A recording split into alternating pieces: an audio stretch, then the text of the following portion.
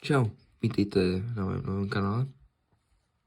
Tento kanál bude zaměřený na techniku, což asi vyplývá z názvu.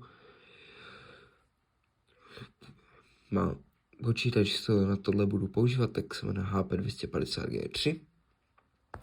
Běží na něm Elementary OS 7.1, 64-bitová verze. Má dvoujádrový Intel Core i3, 4005U. Grafika je Intel HD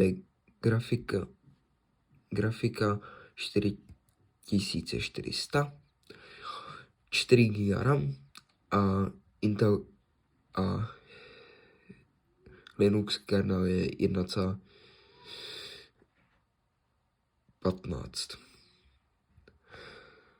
Takže to je vše, co bych tomu mohl říct. A ukážu vám specifikace. Možná se v nějakých věcech pletu, takže proto vám je chci ukázat.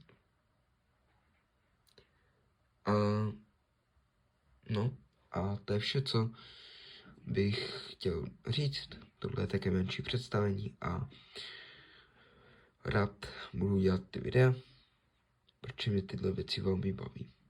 Čau.